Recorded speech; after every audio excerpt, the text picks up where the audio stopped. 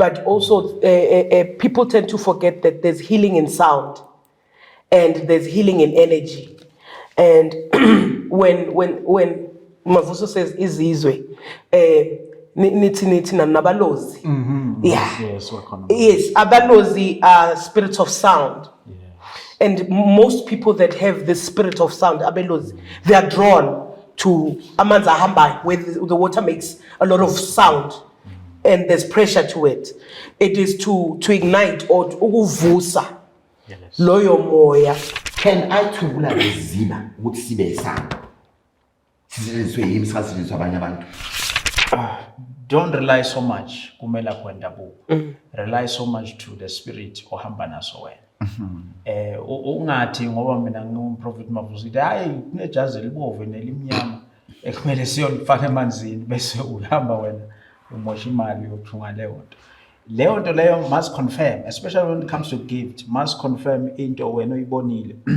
Uyolungisa umdawo wakho uthe uhamba eSabi eMpumalanga kuphi, go there, make means to go there, because at the end of the day is not about umkhulu Mavuso, it's about you nabantu bakile ukuthi ni communicate nafikaphi. Asisho ukuthi abantu baphaphe, because abantu kunento abayenzayo ukuthi hayi vele mina idlozi lami likhulu bangitshelile ukuthi angeke ngihlale nokuhlala la ngizothatha nje 2-3 weeks yabo. Ungafiki kumala kwendabuko with that, the approach, the attitude, the respect kuzo zonke lezi zinto lezi abantu ababhekene nazo is very important. Mavuso, do we have indlondlo yamanzi? And yini kwenza ukuthi ube indlondlo yamanzi? Okay, wait, let me answer that question. No, answer this one. Answer this one. Answer this one. Indlondlo yamanzi yini indlondlo yamanzi? Ladies and gentlemen, welcome to another interesting episode of Munchies and Thoughts. Your host, Chef Patanani Mbata.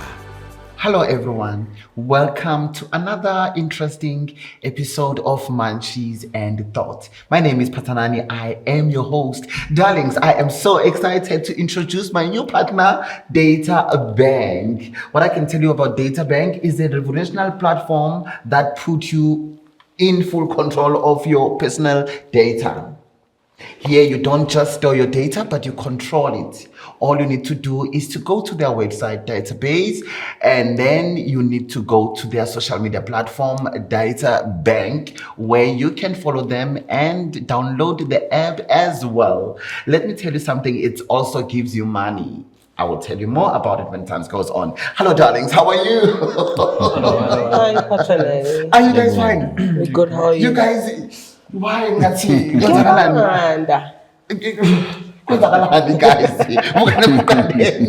But anyway, darlings, I will give them a chance to introduce themselves. Someone. Hi, Patanani. How are you? I'm good. How are you? Please introduce yourself. Those who don't know you. Hi, everyone. My name is Tepiso Hope Ngobeni. And I would love to introduce myself, or I think I introduce myself as a light worker. Yeah, the knowledgeable that wants to give knowledge to the rest of the people. Okay. Your number in case they want to contact you. Oh, you can follow me on Facebook, Tepiso Hope Ngobeni, on Instagram, Tepiso Hope Ngobeni, and on TikTok, Tepiso Hope Ngobeni. If you want my number, get into my inbox. I will then DM you my number. Thank you. Someone. My prophet. Yes, ukuthi angazuri ungasisa kum namhlanje udokotela. Okay. I'm a prophet, so angito. Namhlanje uGabriel. Sifuna ukuletha ukhanya. Okay. Sikhona siyabingelela emakhaya uProphet Mavuso.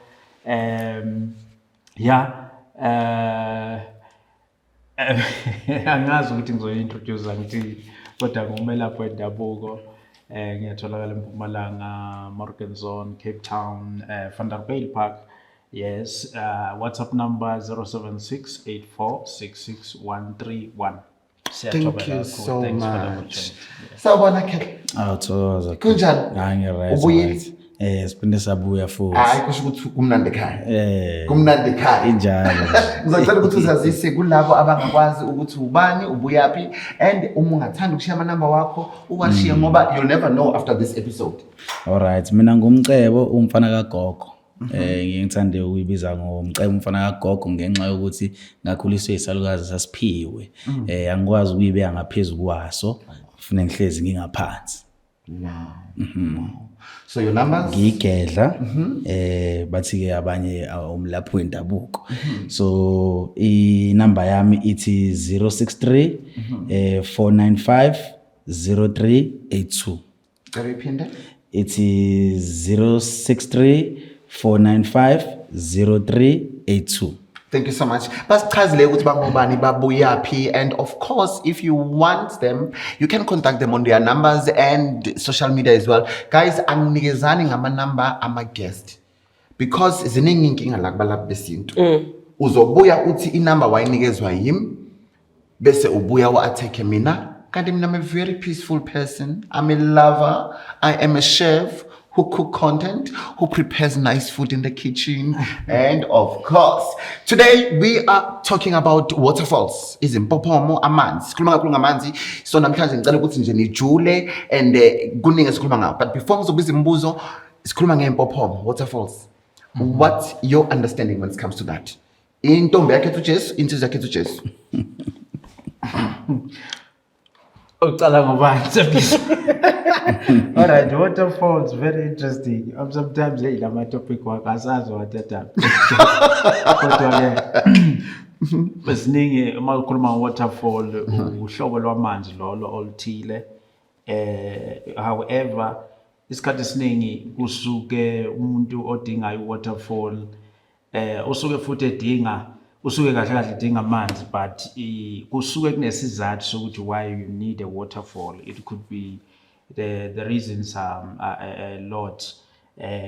Kunamandla athile osuke ufuna ukwasusa ofuna ukuwaphakamisa, kunento ethile osuke ufuna ukuyisusa kuwe emzimbeni, because i-waterfall iyashaya ngithi it has a force.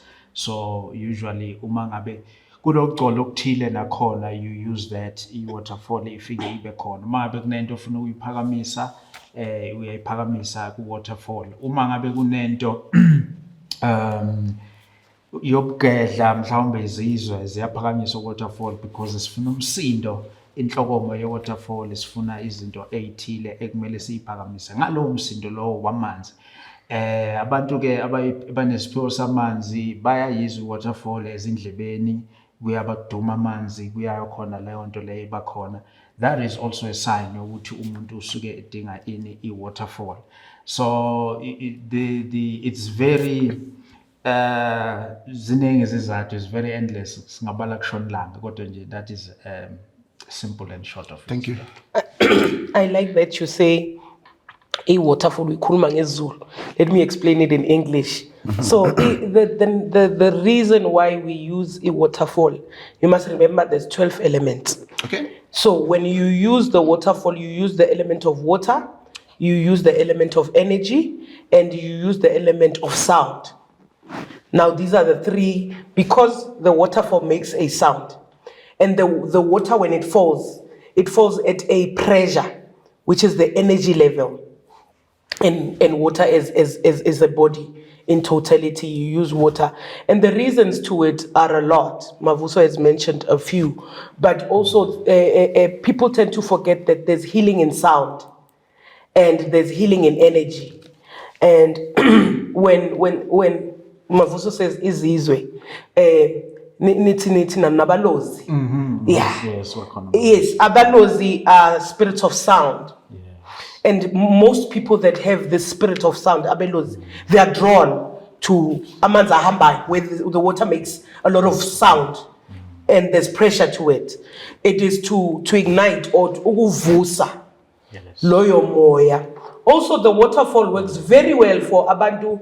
And I know a lot of people don't like this, but umuntu ofuna ukususa ilwane basebenzisa waterfall, because the pressure and the sound of water has an element of eliminating certain ilwane that live within you that are hidden. ezifihlekile ezingazwani nomsindo.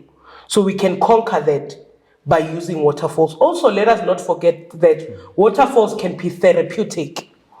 And a lot of people don't know that you can actually use waterfalls for abantwana that are autistic or abane concentration span sabo sincane. Wow. The sound and the pressure of the water knows how to deal with the mental side of loyo mntwana and heal these babies or these adults. Uhlanya mawuthatha ulise emanzini anomsindo. Uyakwazi ukuthi ulaphe uhlanya at a waterfall. Wow. What's your overview? What's your thoughts? You had the waterfalls. Yeah. Yeah, so impophomo. Yeah. Impophomo esikhathini esiningi ngingasho ukuthi ke indawo la khona zonke izithunywa ehlangana khona. Esikhathini esiningi amanzi alapha. Ngoba uma uphahla uphahla emanzini ahambayo usukudluza zonke izinto esuke yimile endleleni yakho endleleni yala usuke ufunda yakhona spiritually. Ngiye ngithi ke kwabantu if umubukisisa kahle izinyanga izangoma abaprofeti bonke uyabafica emanzini ahambayo ngoba amanzi ahambayo akwazi ukuthi futhi nakhona kuvulelele ekutheni ukwazi ukuthi ke uthole inhlanhla. Uyakwazi futhi ukuthi uhlambululeke, uyakwazi futhi nakhona ukuthi uxhumane nedalo ukhuphula izithunywa. So I waterfall esikhathini esiningi amanzi ukuhlambulula. Yabo ukuthi nje ukwazi ukuthi ukucwebe nakuwena mhlawumbe umunenkinga ngoba nakhona if mhlawumbe uhlaselwa imoya ethize uyakwazi ukuthi uyiswe emanzini uyoyihlambulula lezo zinto lezo. Futhi nakhona ukuthi ufuna inhlanhla uyakwazi ukuthi uye khona futhi nakhona uyocela inhlanhla nakhona. Ukuthi futhi nakhona unezithunywa abanye bathi indlondlo yasemanzini uyakwazi futhi nakhona ukuthi ukhuphule lezo izithunywa lezo ukwazi ukuthi ubone kangcono ukuthi umlaphi ukwazi ukuthi ulaphe kangcono. So ngiyacabanga ukuthi impophomo ibaleke kuwo wonke umuntu owumlaphi wendabuko ngoba akekho umuntu ongeke uzumfice egcineni eya emanzini anjengempophomo. Wow. So, Tepiso, you spoke about elements. You counted those elements. Can you repeat them for me? Because There's my a question lot. now is no, the one that you mentioned. There's now. the sound element, there's the water element, and the energy. And the energy. So tell me, but now it's a question for all of you. I believe with Lama Waterfall in Popomo as fan. Yes. Zinga Fanije, I want to ask you now. Lama element angena kuzo zonke le impophomo or specific impophomo. But before you can answer, maybe you can explain to the viewers, all of you, but you will start, of course. How do they differ? Okay. So, Patanani, every element holds its own character and energy. And let us not forget that with every element, there's an intention. As much as a waterfall, guamans, I can include a fire element to it, and I can include an air element to the water. Now, this is me now going the other route, the dark side. As much as impopoma, it can be healing, it can also destroy. And I can do sinister things. Emanzini. It is within the power that lies within that particular waterfall that I would be using at that particular time. Let us not forget ukuthi emanzini as much as I can do good, I can do just as much bad at that very same waterfall. So it is up to me ukuthi ngifike ngizoyenzani kulawo manzi and what is the character yalawo manzi or what is the energy that water holds. Impopoma ziyahluka Phathanani, there are waterfalls where there's a waterfall, it almost looks like it's overshadowed. Yes. There's a particular harnessing of energy lab.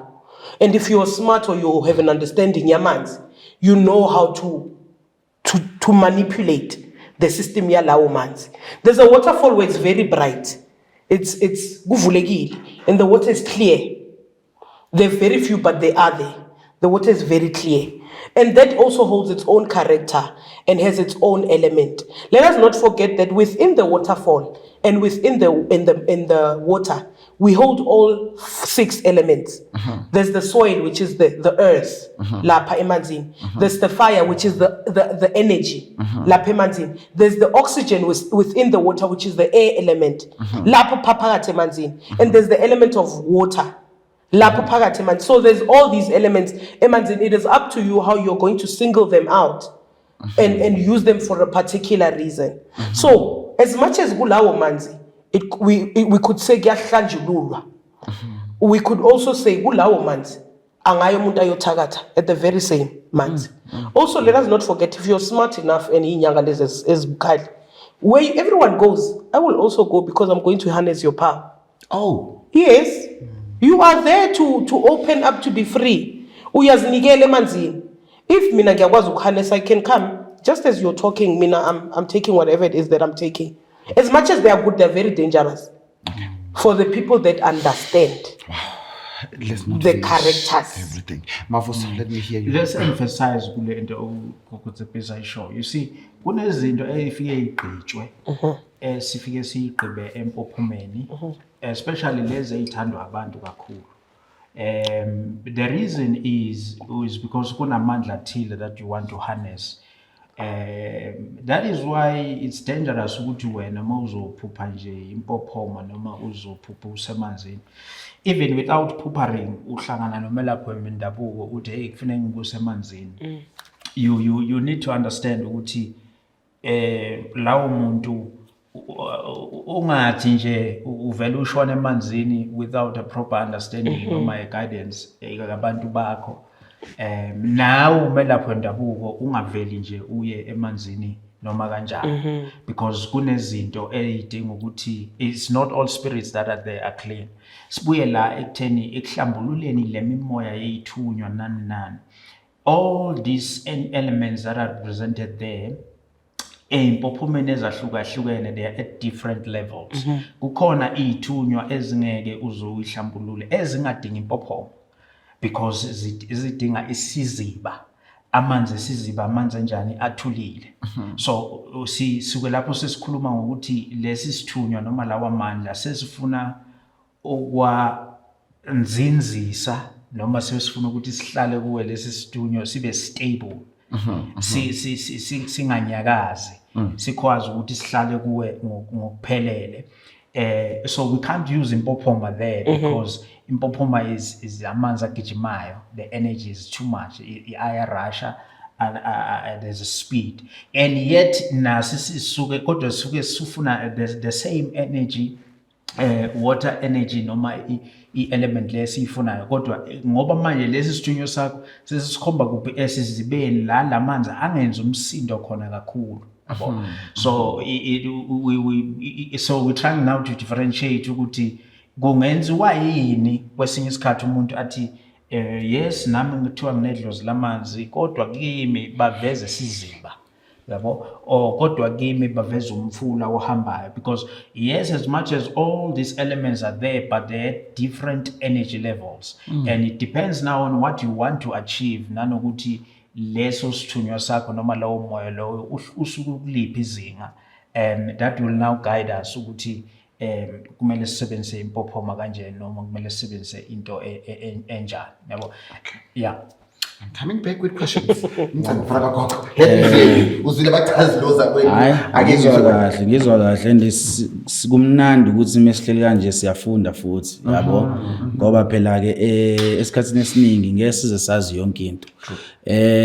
Ngiye ngithi ke mengibuka ke impophomo ifike kube impophomo bese kuhamba kube nesiziba. Ngifuna nje ukuyele ephuzweni lakho sisi ngala ukuthi ke yes ungakuthola okuhle ungakuthola okubi. Uma uthola okubi esikhatsini esiningi ukuthola ekutheni mhlambe muke kwasuka amanzi asempophomeni, ngoba amanzi asempophomeni acwebile, amanzi asempophomeni ahleze ehlambululekile engangcolile. So if uzohamba uyoganga esikhatsini esiningi ukugange endaweni enjengesiziba, ngoba isiziba sihambe sifike singcole Okay. Ngisho ngoba nakhona izibi uyasithola sicwebile simhlophe, uyasithola futhi nakhona singcolile. Isikhathini esiningi ke abantu abasebenzisa izinkambi ezinobumnyama baye bathandeke ukusebenzisa iziba esingcolile ngoba kuthiwa sinomnikazi waso. Umnikazi waso uthola mhlawumbe nakhona ucashile mhlawumbe endaweni ethize. Uyakwazi futhi ukuthi uthwebule lelo dlozi lelo, uthwebule leso silwane leso esisuke silapho uyoganga ngaso ekutheni usenze kube into ozosebenza ngazo mhlawumbe ekutheni mhlawumbe uzothwala noma uzoganga noma uzosebenza ubumnyama noma futhi nakhona mhlawumbe uzonyusa idlozi elithize. Ngiye ngibuke abantu ke esikhathini esiningi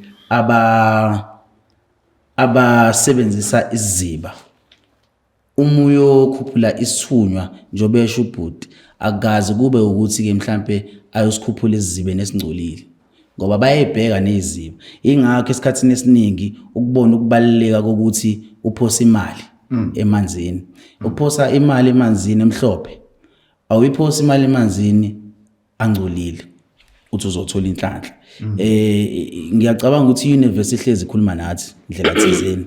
So into engcolile iyohlezi ikungcolela, into eclean iyohlezi clean. So angicabanga ukuthi emanzini anjengempophomo usunga mhlambe wakhe into enokungcola ngoba kusuke kwamanzi aqhamukayo ahlezi ecwebile eclean ahamba azayofika kuphi ayofika esizibeni ngoba if ubukusisa kahle impophomo nempophomo iyaba nesiziba noma ngabanga iziziba esikhulu mhlawumbe kuba khona mhlawumbe okuncanyana ngala noma kube khona okunye ngala but kusuke kuqala khona empophomeni kuze kuyofika esizibeni. Angazi noma mhlawumbe ngiyichaza ngendlela eright yini. No, don't worry.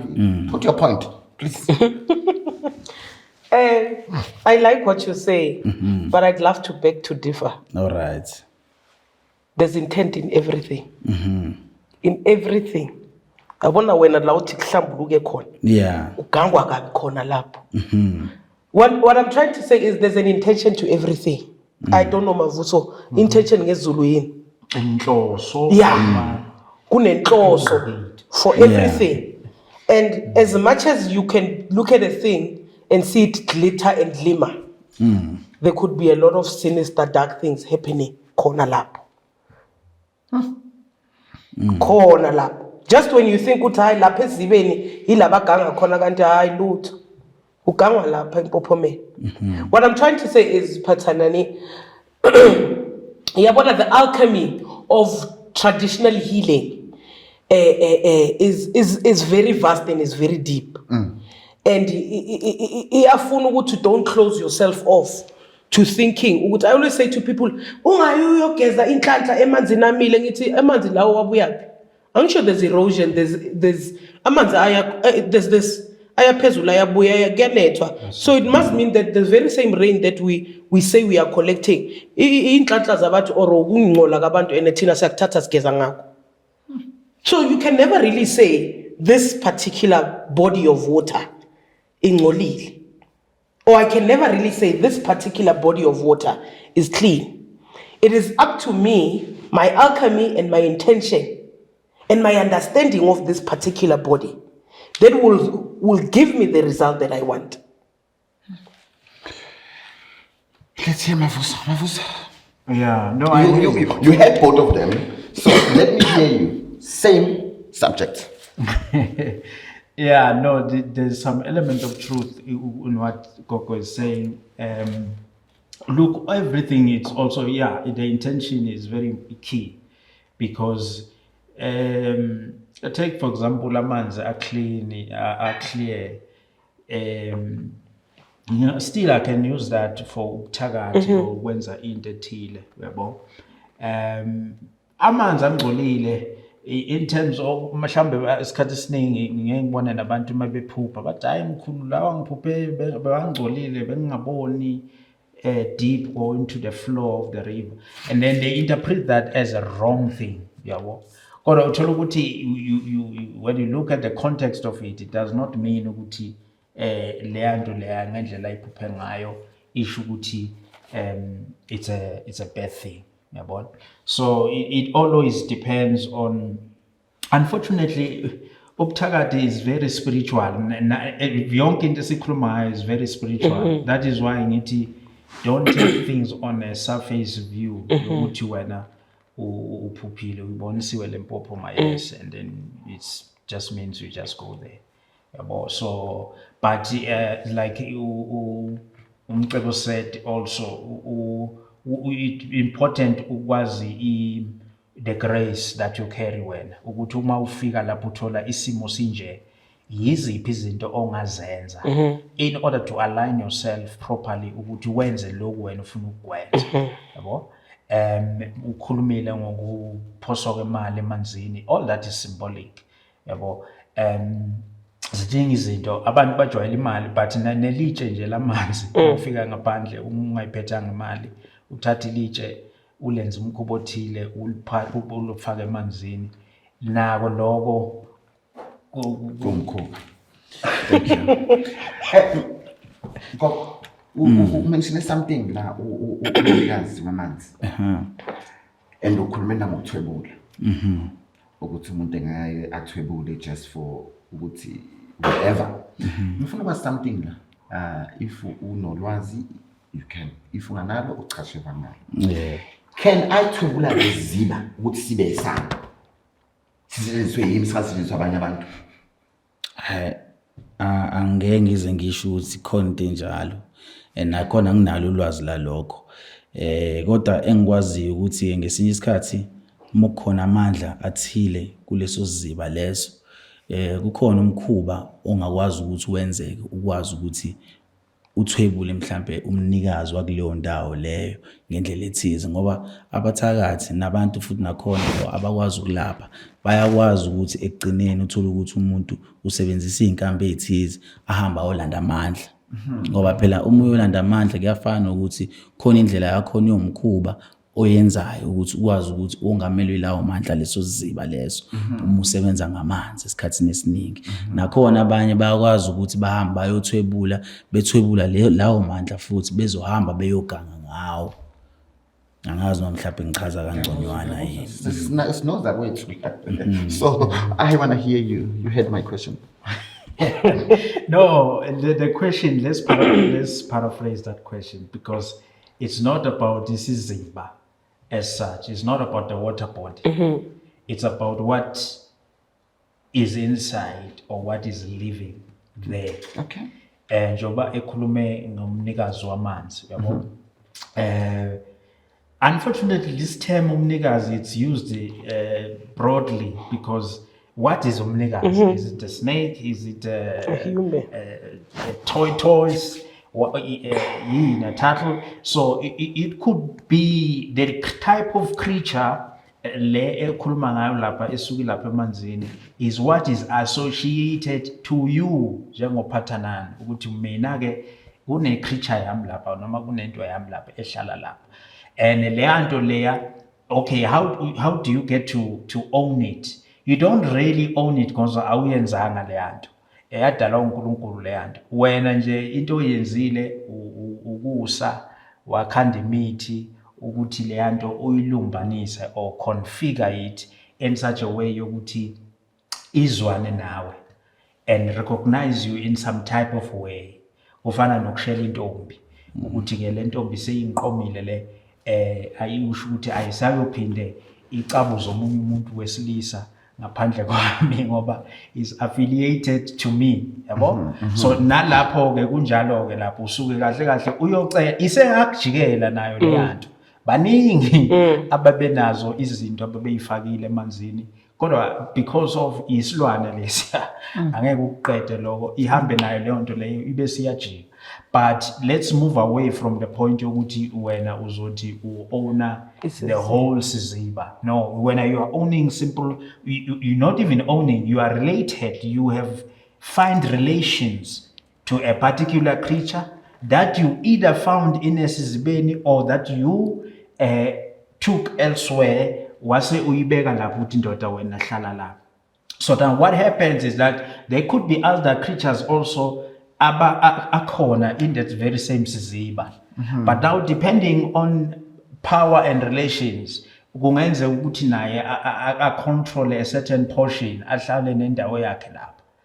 And again manje ke depends ukuthi wena uyathakatha yini ngale creature yakho le okusho ukuthi uwenzela ukuthi mhlambe uMavuso mezofika ezongena la noma letha amathwasa ufuna ukuthi kuthwebleke inhlanhla zabo noma ufuna ukuthi bese iyahlaba lento ibe kuhamba abantu yabona kanti kudlale yanto yakho so it all depends kuleyo nto leyo nanokuthi ke ezinye izinto they were not wrong when they started uyenzeka uthola ukuthi unento wayithatha wayifaka lapha emanzini but wasuyafa wena wangatshela umuntu ukuthi kunento yami lapha ebengiyiphakela njalo ngoChristmas mina ngiyahlaba la abantu bazi ukuthi uChristmas kanti mina ngiyazi ukuthi mhlawumbe ikhanda lale nkomo kumele linye lifake lapha emanzini yabo so uthola ukuthi leyo ritual ayisenzeki and as a result leyo nto leya isivuka isiba yinto isinci esibi in nature and the surrounding yabantu bese kuthiwa ke lo yamfula loya noma lesasizibaleza sidla abantu yabo ngoba mhlambe kukhona uganga but naturally imimoya nje lezi zinto uNkulunkulu wazakha ukuthi we all live in harmony akufuneki kube ne sabotage of some sort. Let's hear you, madam. I want to remind you Mavuso, or maybe go back to your words mase sikhuluma ngokuthwala to say there's a body or there's a head and there's subletters. We are all connected. We are charging from the body. It is the same thing as Iziba. There's we can call it compartments. You own your little nyana section. You don't own the whole body. You can never own the whole body because it is not yours. You did not create it. So lozothi yena mina ngi-own Iziba akaze kahle. Ageze simtshele state ukuthi qamba manga wena. So ayikho into enjalo. Ayiphili. Nami njengoba ngishilo nje ukuthi angiboni ukuthi ngaba into Ngiyanizwa. My munchies, I hope you are still enjoying the show. I did tell you guys we've got a new partner, guys. Data Bank. And a Data Bank, guys, very interesting. It's a side hustle, basically, because all you need to do is to register on their website, download the app, put your information there, and your information might make money for you. It depends how much information you've added there. Anyway, more is coming. Okay, but guys, I've noticed, you know, I've noticed good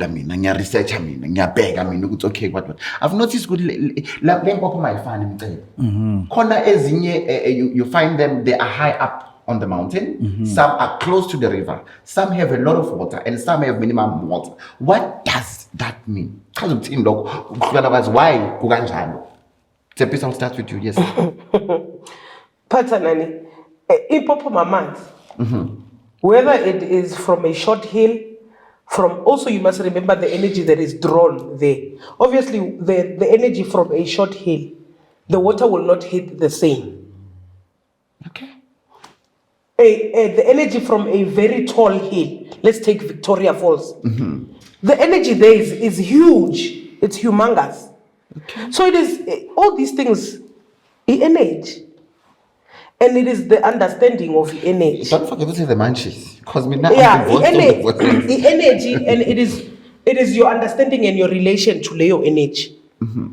Izinto zakho could, like Mavuso is saying, ukuthi mhlawumbe uyophakamisa isithunya from esizibeni. But a very smaller nyana Popoma is very relaxed. Ungastart isithunya uyosibeka lapho. It's not sporadic. Amanzi wakhona awe because you are trying to harness the energy that's cool, calm and collected. Mawenzi is tune. And you look at it in Popoma that is very cool. The energy is not everywhere. I'm sure you must remember ukuthi masesiyenza lezizwe zenu. Uthi ungahamba uhlanya. It must be controlled in a certain particular way. Now you look at the body of water and the nature of it and its character. And we say, okay, we are going to give you this thing. But we are going to do it kulamanzi lawa ngathi ane control. However, azohamba so that nalento yakho ikwazi ukuthi ihambe. Or we are going to do it in a body of water that nithi bathi namabhunu still the water deep the front. Khona lokho. Yeah. Bayokwenza la emanzi la athulile. But a deep. Sho ukuthi wena lento yakho mayosha ijule. Iyoshaya ikhiphe ukuthi amathambo wakho Pathanani ayi50 lapha phakathi kwakho. It is the nature and the energy and the understanding of the particular body that I'm going to be using. So these things are uma usho kahle ukuthi ungayiphapheli izinto wena uphupha amanzi already so uyajump uyomanzi. You need to have an understanding of it first. Let me tell you, with Labatabo account 50%, I'm starting to count them. But anyway, let me hear you. See what you're saying. Yeah, I know. Impophomo ehlukahlukene yabo, and futhi isetshenziswa ngendlela ehlukahlukene. Ngiyacabanga ukuthi eintabeni ezinde umubona impophomo mhlambe iziyosha phansi akuvamisile ukuthi ubone abantu mhlambe bezogeza eduze kwaleyo mpophomo leyo bavamisile ukuthi mhlambe bangene ngasizibeni uthola ukuthi impophomo imelele kude ngoba ujwayele ukuthi leyo mpophomo leyo ibe indawo ethanda ukuba deep. Yeah, so nakhona ukuthi mhlawumbe kunesizathu sakhona engeke ngize ngisazi, but ke mina ngeke ngithanda ukuthi ngisebenzise impophomo engakwazi ukuthi mesingena singangeni deep. Nakhona mhlawumbe ngingasho ukuthi ukuba safe yabo ukuthi abantu ngikwazi ukuthi ngibageze ngendlela eright. Angivamisile ukuthi ngikhethe impophomo ngoba nginawo ukuthi ngisebenzise nje amanzi ahambayo. Uthola ukuthi anamaqhuma nje amancane nje kube impophomana umuntu ngimhlalise nje phansi ngimgeze ngimhlambulule as long kwamanzi ahambayo ngoba amanzi ahambayo ayakwazi ukuthi ahamba akhe izinto engathi ziyimpophomo ezincane. Yeah, so yiloko nje ngingakwazi ukuthi ke ngikusho kuleyo case leyo. Thank you. Mavus, do we have indlondlo yamanzi? And yini kwenza ukuthi ube indlondlo yamanzi? Okay, wait, let me answer that question. No, answer this one. Answer this one. Answer this one. Indlondlo yamanzi yini indlondlo yamanzi? Look, we have a lot of terminology. Unfortunately, terminology nesingisi nokuhlukana kwamagama, that does not mean we are smart. Ukuthi uthe iglass leli omunye athi this is a water glass Or flute. yes or a flute. You see? It doesn't mean ukuthi usebenzise ngoba athi it's a flute. Hey, I was still fine. we show something enkulu manje engekho yabona, because all these from what I understand indlondlo it's actually a name that stems from inyoka, imamba to be specific. So what does it mean? Imamba mayikhula iba iyashintsha, especially la ikhanda layo uthola ukuthi iba namakhekheba. So lawo makhekheba isisho ukuthi le mamba isiyindala seyimkantshubovu noma isimakade bona. So umakade bona ke wemamba ke bese sekureferwa ngokuthiwa ke yindlondlo le ngoba kusuke kureferwa ukuthi it has matured and come of age to a certain level. So my lendlondlo ke the term they are using it manje emanzini to say a master yamanzi noma umuntu owazi ukunavigate noma umuntu wasemanzini othile, but that is just a term. Say it, Mavus. Say it. Say it. So unfortunately ke umuntu you are allowed nami nje njoba ngumprofeti awukwazi ukungiceka ukuthi uyibizelana ngomprofeti usuke yena ane personal revelation yakhe ukuthi why azibiza kanjalo. So but unfortunately what I'm really saying is that let's not be confused terminology mhlambe ne-intelligence or mhlambe nokuthi sikhuluma into entsha noma sikhuluma into.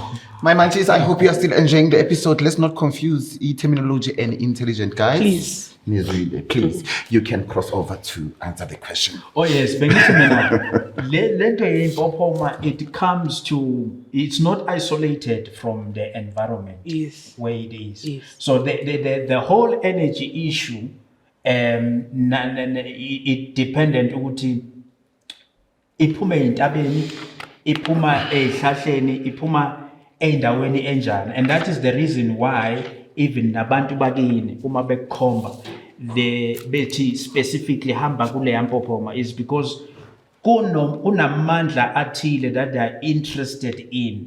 Uthola ukuthi in this particular environment kuneyilwane ezithile eziphila khona.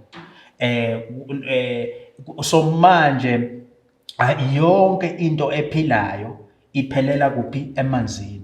Nomuntu uma afa ungena simgqwaba emhlabathini, kodwa amanzi ayafika la alele khona, efike ethathe lowo msoco wakhe uhambe futhi uflowe uze ungene kuphi? Emanzini, uze ungena olwandle. That is why ke yonke imimoya ifike irepresenteke kuphi? Emanzini.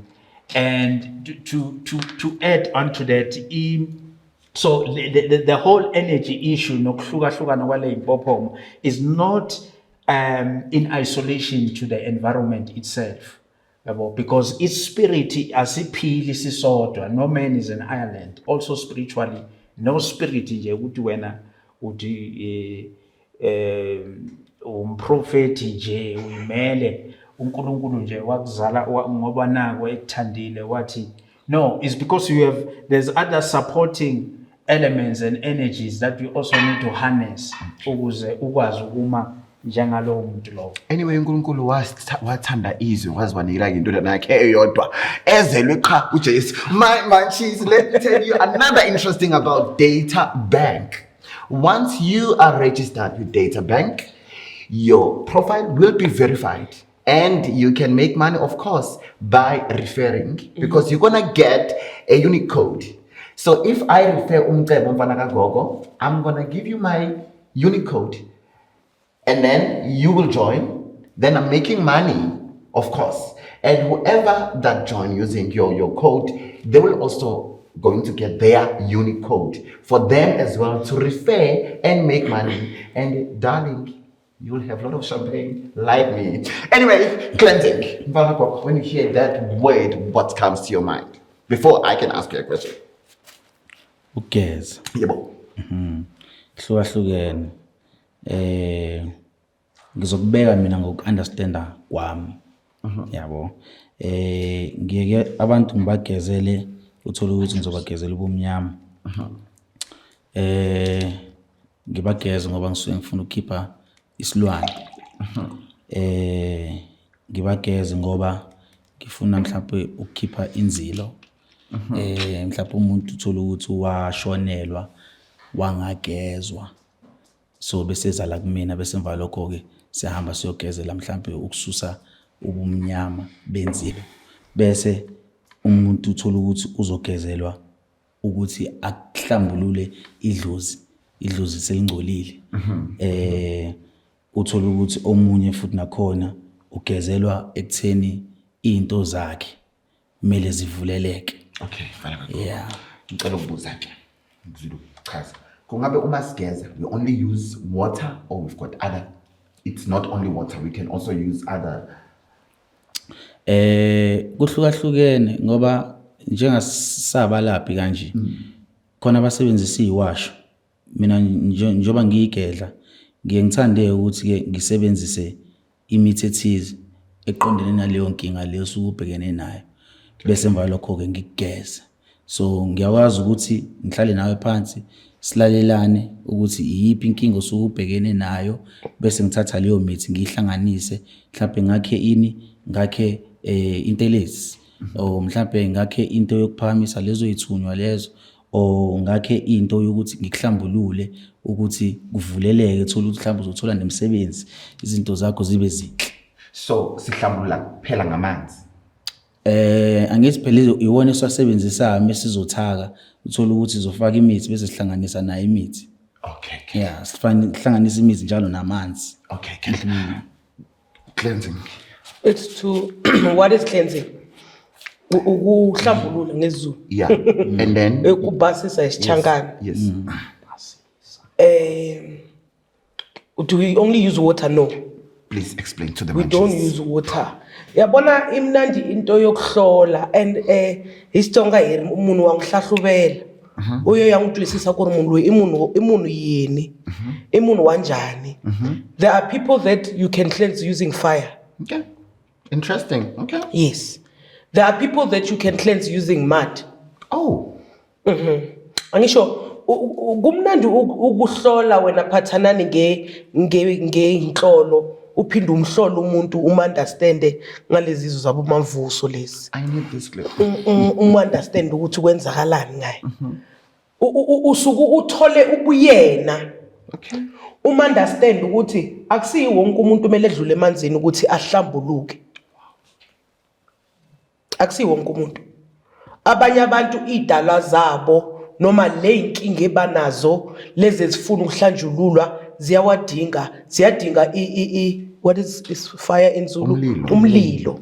Wow. Kunezinye, there's cleansings and a lot of people don't know about this, but there's cleansings of using the moon and the stars. Wow. It is an element of cleansing. You see it on social media, people don't even understand it. When it's a full moon, you can actually use the moon to cleanse. There's an element of blood that can cleanse, is an iron element. Not in conjunction with the water, but as a blood source. Ngikuhlambulule ngegazi. So it is not only Phathanani amanzi ahlambululayo. It is very deep because mele ngimunderstand umavuso ukuthi umavuso lo uyophakama ngani mase ngithi ngiyamhlambulula. Noma lesilwane lesi siyokhipheka kanjani mangithi ngiyasikhipha. You understand? So I can't say the only cleansing that works is a water cleanse, because then I'd be failing the many other people that might need cleanses and not need water. Thank you. Yes, sir. Yeah, cleansing very deep. Izangoma nabathandazi but hey, it's your cleanser. So they are always cleansing. But cleansing is not only done kumela kwendabuko. Yes. It has nothing to do with spirituality. Hey, ngikhipha amabhomu namhlanje. Yeah. Actually everyone cleanses. Ngoba mawukhipha inyongo you are cleansing. Oppose stameta lapha you are cleansing. Depending on what you are doing, ubulela umuntu ngutshele mina ukuthi hey go and do 1 2 3. That's a cleanse. Sex can be cleansing. Yes. Yes. Watch this man. Sex, yes. Proceed, Mafuso. Yes. It all depends in what area, in what direction, because even the very same thing otiwena uyibuka, for example, let's take a typical example yesithunywa ethanda amasonto bathatha amaqanda bathatha ubisi bayogeza ngalezi zinto lezi emanzini. Sometimes those things ziyasingcolisa lesithunywa. The very sithunywa otiwena uyascleanse. So in other words is there is some ezinye zezinto abantu but it goes back. Yeah, it's I wanted to say it's going back what Tibis Yeah. was saying, because now when Mavuso is saying ukuthi lamaqanda nobisi kungenzakala izinto. Okay, I know I talk too much my omunye mentions. umuntu is fine yes kuyamsebenzela yena, but omunye umuntu othi lento leyo omenze yona yamgqoka fana nalento yokuthiwa sisi akhona amadlozi uthola ukuthi yes anabo ubungoma, but lo bungoma babo is topped up with something else. So uma ngabe lo muntu lo uzomphothula sort of cleanse lobo bungoma bakhe awulisebenzisi igazi. And abanye uthola ukuthi bazi ukuthi nje mina ngifuna ngisebenzise igazi ngoba phuzu uphalaza wena kanti usungcolisa Lela yes omunye umoya. So it all depends ukuthi what are you doing. Lo muntu loyo osuke umenzela leyo nto leyo isimo sakhe yena sime kanjani. True. Yabo? But let's just like you bath every day. Kune element kune part ethile umzimba wakho Of cleanse. that you used to do with cleansing. So you can't escape it. Impilo nje injalo ayikho into ephilayo that doesn't go through a process of cleansing. Umuntu wesifazane naturally We are cleansed yabo on a monthly. Is there anything you want to add? Yeah, I know konke abakushoyo ngiyacabanga ukuthi ke kuyiqiniso, but ke ngiyacabanga ukuthi sabalaphi sike siphiwe izinto ezihlukahlukene. Angithi uthola ukuthi ungena ubungoma, omunye ungena uprofeti, omunye unobuhlakani bobugedla. So mengizokhuluma ngokuklenza ngendlela yami, ngiyacabanga ukuthi mhlambe iyona ndlela yami nami engisebenzelayo leyo. Kodwa ke futhi kuhle futhi nakhona ukuthi ke ngifunde nakwabanye, uthola ukuthi kuyaklenzwa futhi nangomlilo, kuyaklenzwa futhi ngesibhakabhaka, kuyaklenzwa futhi nangokunye. Nalo ade kusho umfowethu, uthola ukuthi ucansi uyakwazi futhi nakhona ukuthi uklenze ngalo. Kuyiqiniso lo, ngoba if nakhona uthola ukuthi umuntu mhlawumbe kwabulala umuntu, mhlawumbe kube khona into ayiphuzayo or afakwa yona, kuthiwa akahamba ayolala nentombi ethize, afika asulele lapho. Ngingakho ngisho ukuthi kuyiqiniso nalokho. So umuntu nomuntu uzokwazi ukuthi mhlawumbe ayenze ngendlela yena afundiswa ngayo, o ngendlela yena anolwazi ngakhona, o idalwa zakhe ezimvumela ukuthi enze ngakhona. So ingakho mina ade ngikhuluma ngesayidi loku understanda kwami. Remember ngikhumbula ekhehla lami ukuthi imiqondo yethu sonke la ayifani. that's why ngihlanganise nonke ngoba ngifuna ukuthi whoever ubukele emakhaya aze iside lakho elikaProfeti elikagogo laphaya sifunda kanjalo ngithi mina ke babukela emakhaya ngifundile ukuthi ucansi luyahlambulula angize kulenza. I'm joking. So guys, anything you want to say? We spoke about impopomo, we spoke about cleansing. Before I can move, any word of wisdom you would like to give the Munchies, Jay, from before ngizomuvela phambili? The platform is yours. This is Munchies and Thoughts. Qale mina. Yeah, I'm talking to you. Okay. Engakusho mina ukodwa ukuthi ngesinye isikhathi ngizokhuluma ke ngeside lami ezubugedla, yabo. Ezumuyigedla esikhathini esiningi awuvamisile ukuthi uthole umuntu ozofika hamba yokufundisa ukuthi kumele wenzeni. Ezinye izinto ziyayifikela kuwena. So ngiyacabanga ukuthi uba i-student sempilo, uhamba ufunda ngendlela, yabo. Nakhona uthola ukuthi njoba ngihleli nje kanje uzothola ulwazi ozokwazi ukuthi ulisebenzise, yabo. Bese kuba khona futhi abantu uthola ukuthi ke abanazo lezi ezidalwa lezi ezithanda ukuyiveza ngamandla ukuthi mhlawumbe bafika ngamaphupho, bagcine mhlawumbe bahamba bayothwasiswa. And then bese kuba khona futhi uthola ukuthi ke abanye baba abantu mhlawumbe abaphuphayo, ababoniswa ngamaphupho nazo zonke lezo zinto lezo. So ngiye ngithi ke mina ke umuntu uma ezibona ukuthi unezidalwa ezifuna ukuyiveza, akathole mhlawumbe ulwazi kwabaphambili. Iloko nje kuphela engakushiya, and nakhona ulandele indlela ukuthi idalwa zakini ifunani ngawo. Thank you. That we should never cease to learn and want to learn. Because in us learning and understanding certain things, mhlambe we are steering closer to a much deeper understanding of the power that is in all of us. Prophet. Alright, let's besikhuluma kuwe namhlanje amanzi very impophoma nani. Abantu abaningi they have those stories. Almost everyone ufika nendumbeni uphupha amanzi. He has been through some cleansing, he has been through all of this. Kodwa make sure ukuthi uma ungumuntu don't rely so much kumela kwendabuko. Rely so much to the spirit ohamba naso wena.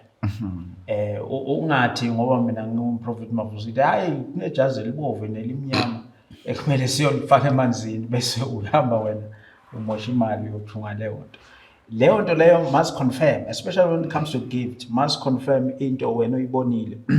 Uyolungisa umdawo wakho uthe uhamba eSabi eMpumalanga kuphi, go there, make means to go there, because at the end of the day is not about umkhuluma vuso, it's about you nabantu bakini ukuthi ni communicate nafikaphi. Asisho ukuthi abantu baphaphe, because abantu kunento abayenzayo ukuthi hayi vele mina idlozi lami likhulu bangitshelile ukuthi angeke ngihlale nokuhlala la ngizothatha nje 2-3 weeks yabo ungafiki kumalapho wendabuko with that the approach, the attitude, the respect kuzo zonke lezi zinto lezi abantu ababhekene nazo is very important. Lovely. My Munchies and Thoughts family, don't forget I am an author, darlings, and I want to say thank you so much to each and everyone. Your testimonies, guys, are amazing. And I'm back writing again. And don't forget my new partner, eData Bank. Of course, more information is on Letelayon. But what I can tell you guys, I'm phoning it in the broke. Go to their website now, download the app, fill your information, and get that profile verified and get people joining. You'll be making money. It's about time information yet is in the email. Don't you think it's a bit so? Because all the time siyafonelwa, insurance companies, so eData Bank is here to make sure that your information is safe. And let me tell you something, if companies want to use your information, of course they need to go via Data Bank, and then your unique code. If when whatever offer they are putting on the table, you are saying no, you don't want. Data Bank won't share your information without you. So you are in control of your information. That's nice. And darling, we can have a lot of champagne. Hennessy, that thing is drink. Okay, there is this thing I saw on social media. Guys, I go a lot on social media. I research a lot. I Google a lot. There is a statement I saw saying, blame your ancestors for sending you to a bed sangoma. Is that possible? Hey. Ngeke ngize ngisho ukuthi ngabe into kanjalo ngoba ngesinye isikhathi kuwe ube ukuthi ke abantu abalapha baye advertise ngendlela ehlukahlukene. So umuntu ungambona eshe ngathi uwazi kangcono kanti umuntu uyafika kuyena akanalo ulwazi yabo. So ifika ibhimbe lapho ke egcineni uthola ukuthi umuntu uzofika athi uzokusiza ungasizakali. So angikwazi ukuthi mhlawumbe ungathi ungablema idalwa zakho lapho ngoba wena awakha amehlo umubuka ufike wabona kungathi uzokwazi ukuthola usizo uma ufika khona kwangenzeka ngoba kunabantu uthola ukuthi bayakwazi ukuthi bakhulume. Kunabantu abakwaziyo ekutheni ba-advertise yabo mhlawumbe ngezinto abanazo yabo. And ngoba uyazi ukuthi ekugcineni phela ubunyanga bamanje noma umngoma noma uprofet noma ibugedla bamanje buyenziwa esikhathini esiningi i-social media. So i-social media uma ukhuluma uvictorize uyakwazi ukuthi ube umuntu othembakalayo. So uthola ukuthi uyafika ifingaxhumani nawe leyo nto leyo. And futhi nakhona kulaba abakwaziyo ukuthi ke benze izinto zenzeke. Ngiye ngithi mina akuwona wonke umuntu ozokwazi ukuthi umlaphe. Yabo. So kwayimina nje as umuntu ngathi ngidume kakhulu ukuthi ngiyakhipha ama testimony kwabantu kodwa kuwe kwaba khona abantu abake babuya kumina bathi cha angisizakalanga mina. So kuba nezinye indlela ke esibuye singenelele ngazo. Mesingase siqale sibe neqiniso kwabantu ngiyacabanga ukuthi yonke into ingakwazi ukuthi ihlomuke. So it's not about ancestors. Ngoba phela awubaleki ukuvuma nje ukuthi into ukuvuma nje ukuthi into uyayazi nokuvuma ukuthi into awuyazi kuyakwazi ukuthi kusave omunye umuntu lapha ya. Wow, thank you. Let me hear you tell Mr. Hope Ngobe.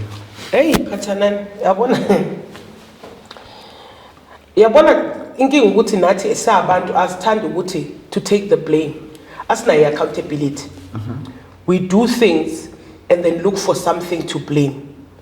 I do not believe ikhona ancestor ingakho, more especially if it is a person that is of your bloodline that would want to harm you or destroy you.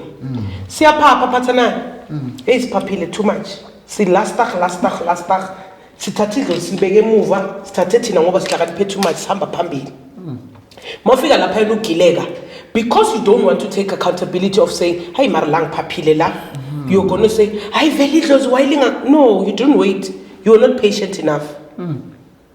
Or you were not attentive enough. You know, Patana, there's a thing that I say to people, you must always trust your gut feeling. Mangena gamavuso. Gube nende believe that thing. But because Tina Standa kakhulu izinto umavuso simbona kuphathanani on Munchies kusho ukuthi umavuso is the it thing. Ngifuna ukuya kamavuso. Why? Because umavuso is famous. Not because I was led to mavuso. Siyapapa pathanani ene sipapa too much. You know ikhona lento ebathi umama wakho usamncane akutshela ukuthi shasha akhombisa ihitha. Uyakutshela ukuthi kuyashisa lapha yana. But because ikhanda lomile uloma usamncane phela uyofuna ukubamba lapha yana. Mosushila ufuna ukhala. Who do you want to blame? Because you've been given a warning. Closely says to you, I will show you the way. I will give you direction. But because I want to toss, I want to be gogo, dlangevulo or banita bobani. Ngiyogijima ngiye lapho. Wow. So we must, it is, I say, can we, for a change, take accountability for the things that we do and stop blaming those? Everything, umuntu ufuna ukuphuza utshwala, no mina lami idlozi lithi ngiphuze. Umuntu ufuna ukuba lesbian kusasa, mina idlozi lami lithanda abafazi. When is it your thing? When is your thing? I love it when Gogo says it's about time we take accountability. And that's very important, Gogo. So, my prophet, what you say on that statement I just read? Yeah, I think let's add something. What Gogo is saying is very true. Kodwa, kunento ethi, while you are waiting, idlozi lakho alikhulumi, alikvezela ugobela, uyagula. There's something you can do beyond ukuphahla. Ngaphandle kokuphahla ngoba abantu hayi lokuphahla kuphela iminyaka kodwa izinto zakhe azilungi. So what you need to do, one thing I will recommend from my own personal experience, ukuthola into esiyibiza ngokuthi ibhodlo noma igobongo le kuhlunga imimoya. Ukuhlunga is to filter, because sometimes abantu leli dlozi alikhulumi nje linokungcola lona lahamba li corrupted. So alikwazi ke ukuthi lixhumane nawe. Number 2, kuyenze utotal khulumi nje because kunento ewumbango. Kunogogo lapha mhlambe kuba umama wakho owaye nenkane ehlupha kakhulu njengogogo Tsepisa. Logogo usebangisana No comment. Yes. usebangisana nekehla yazi gogo Tsepisa one feel of it. So yeah. Usebangisana nekehla ke manje. Mase bebangisana no one umntwana uyaphupha uvuka ekseni ukhohliwe lokho steals this thing because yena ufuna ukuhamba phambili. So lo mntwana doesn't have proper direction ukuthi uyapi yabo. But all I'm saying is nathi ke balaphi bendabuko ngiyazi ngoba ngikhuluma ngebhodlo likhona vele elinye ibhodlo abalenzayo ukuthi since ugogo Tsepisa sekunikele ibhodlo leli sozophupha yena. No, lokho sekusuke sekunobuthakathi okuthile sokwenza. Mina ngikhuluma ngento eclean yokuthi sihlunge lemoya yakho ngempela wena ufuna ukuthwase yini, ufune ube nesithunywa sikhupule isithunywa, ufune silungise nje umndawo kuwe or ufune wenzeni yabo. Then you wait on the Lord, meaning you wait kulaba on your ancestors ukuthi ke manje ke bakulide bakunike indlela. But bottom line is ilezo nawe kumele uhlakaniphe nenye into ebulala abantu is attitude. I don't know how can I stress this. People are in a hurry and are in a hurry to nowhere. Nathi sasiloku sihleli sithi kodwa man ngabe sengithwasile ngabe kodwa maye uthwasile kusane ezinye inkingi bathi uyabuka ukuthi kanti kusane into enje. So you realize ukuthi this thing does not finish. So ungezi kimi wena ngoba uphethe 10,000 uthi mkhuluma vuzo ngenze mfane nawe uthiwe ngize la ufuna unginika 3 days. You can't be like me in 3 days. You need patience, and there's what we call a gift learning. Noma idlozi lakho kuweli mature. You mature through ama situations nezinto okumele uhlangabezane nazo. Not ukuthi ngikucabile ngakufaka umuthi waliphuza waliphalaza bese uyahamba bese ucabanga ukuthi kuzofana namavuzo. No. Anyway, this is the last one. Then we are closing because we can't finish the content. Can I ask Mavuso something before you close? And it's very serious and it's going to help your Manchis. Okay, ask Mavuso. Mavuso, this whole twasaring thing has become a business, right? And we can, both of us agree, ukuthi siyalithakathi ibhudlu. yes. How then am I secure, or how then do I trust ukuthi lele ngizolithenga ibhudlu, because you can't go barring for a meat. Awazi nokuthi imithi njani. How do I know ukuthi kwalele ngilithengayo ibhudlu alithakathwanga lona na, because you must not forget, but wena Mavuso, this is a money making scheme. We can lie as much as we want to lie, but siyazi ukuthi ukugcwala emajardini wethu is a money making scheme. Where is the authenticity of saying leli bhudlu leli liyosebenza just that and only that? Angeke lingikhombe uThepiso, ngeke lize lingikhombe uMavuso, kusasa ngivuke ngigijime ngibaleke ekhaya ngiyofika ngikhwaze egate lika Thepiso. Okay, this question you also want to answer. You'll answer because I want to hear different thoughts. You, Mavuso? Yeah, I think it's a very difficult one, this one. Kodwa ufuna uhlakaniphe. Let's say you are fortunate ngokubonisa uThepiso from the beginning. Uqala uhamba kuye ufune bese urecommenda ufune leli bhudlu kuye. That is good. But sometimes uthola ukuthi uhlangana naye estradini noma you are referred to her as a friend. Noma uzoze kuye wazohlola. And then lento yebhudlu comes up. Be careful ukuthi ke mase ngidla ibhudlu lakho sengicala ngibhubha wena. Once that happens, awuhambe awumyeke uThepiso uye kumcebo ufike ubuze ukuthi hey nginogogo lapho kuthiwa uThepiso idlozi lami lengikhomba ukuthi ngiyothwasa kuwe akungihlolele ngizohlola lento le, you are specific. Umcebo akuhlolele mawuzwa ukuthi uhlolele bese uza kimi uze kuMavuso ukuthi ugogo uThepiso idlozi lami ngoba sengiqale kuye liyavuma yini. So you compare these two things so that you have a general understanding yokuthi bakhona vele ozobathola. That's why you must not go to, I know it's time wasting and money wasting, kodwa don't be in a hurry to nowhere. Okay. Hayi mina engizokusho nje ukuthi ngeke ngize ngikhuluma okuningi ngokuthwasisa ngoba angikwenzi engithwasanga nami yabo. So ngumuntu oyigedla owaphiwa lento le from gogo nogogo. So ngathi mengifika ngafika ugogo vele yenza ngase ngiba nekhanda lama lenkambi. So inkambi ngiqale ngimncane nginabo 13 ngase ngazi ukuthi yini mixwa nani. So angiboni ukuthi ukugedla bami ngakwazi ukuthi ngiphawule kuleyo ndawo. This is the last one in short. It's me asking you. Do you think now we are prostituting? Yes, prostituting ubungoma, ubunyanga, ubugedla on just for ama likes, followership, retweets and whatever on social media.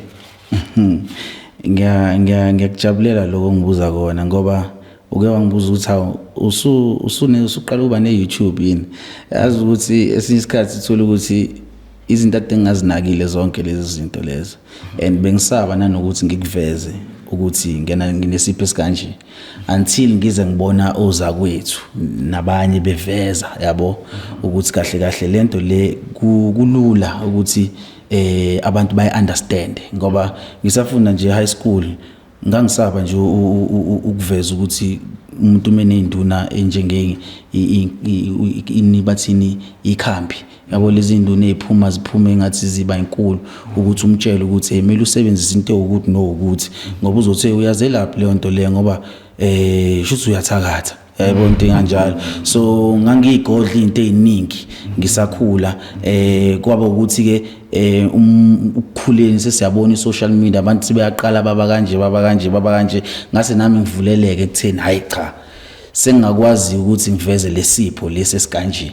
ngoba into ekade ngayazi ngabe kade ngayiveza but kuyikona ukuthi ngangiliye ngingafuni ukuthi ngiveze but kwahamba kwaphoqeleka ukuthi ngiveze through ama dreams engangiwabona ngogogo namakhehla besondela kumina so angiboni ukuthi abanye abantu bangaba abantu abayenza ngoba befuna ukuthola ama likes bakhona abantu abaphiwe ngempela bakhona futhi abantu uthola ukuthi bayehalela yabo The question is, do we have people who are doing that?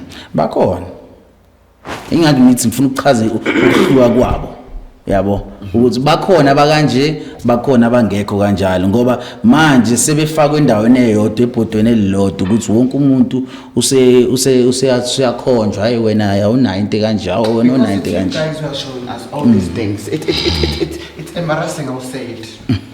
Let me hear you. You heard my question. Yeah, bakhona. But ke yonke into inobuhle nobubi bayo. I think it's good that it's going like that because we are in a world of technology. Nokulapha kwethu sekuyahluka. Futhi we spirituality is taking its toll. Abantu fune ibuyele emasisweni ngesizulu. So in other words, njoba sinalisela sipusha yona iagenda yokuthi abantu abafundiseke in terms of the approach nokuthi benza kanjani ukuthi bekwazi ukubuyela to who they are. Asisho unfortunately for you to have a fake South African rand, it means you must have a real one. There is no fake without the real. Oh wow. The reason why there's a fake is because there's a real. So nalana ke kunjalo. Bakhona abantu aba-right, bakhona futhi aba-wrong. Futhi laba aba-wrong ba-right ukuthi babe khona ngoba benzela thina umsebenzi. Yeah, ukuthi hamba wena uyoshayisa lapha ya. Hamba wena uthola ubuthakathi uthakatheke lapha bese uyabuya ke thina. Sizokulungisa. Thank you, Mafuso. Tsepiso. Look, everything is being prostituted. Asibeni leqiniso. Ubunyanga, is it being prostituted to a certain degree? Yes. To a certain degree, yes. Pathanani, there's things, and I still think Mavuso lento yokuthi mina ngiyathwalisa. That's through prostitution. Me don't know. You know. Yeah, mina ngizosho ngisho mina. Yes. Ngiyisho nje Yeah. 5 minutes. Mina uyabona lento ukuthi yeah mina nginama boys ngineyigubu, that's prostitution. Mawuyinyanga. And I personally believe, this is a personal belief of mine, a person who is a healer or a sangom is constantly getting an itch to want to teach. Uyafuna ukufundisa, which is what you are doing and we are doing. The minute Pathanani ngifika nesigubhu ikhambi lami ngithi ya lo muthi lo mawuphuzile uzoba ne-clear skin, then I'm prostitutioning my gift. Let me say to you, this there is a way that you can fix your skin, and it is if you go through certain ways to get to that point. This is now me imparting knowledge to say, look, there's a way to help you. Go seek that information from these people. But the minute I say, yeah, on my own I found sunshine, guys, please, then I'm prostitutioning this. Mina will use my book. Why did There's a difference. There must be fake and there must be real. The real will inform you. Wow. The fake will sell to you. Wow. It is that simple. I'm going to sell you a dream. I'm going to give you an option to say, if you close your eyes and think of this, your dream will come true. There's a difference. Oh wow, we don't finish content here unless when I come back. My Munchies and Thoughts family, I hope you had fun with me and my guest, of course. What I want to say, I love you, and thank you so much. And of course, I love you, my Munchies. On that note, it's a wrap and goodbye, darlings.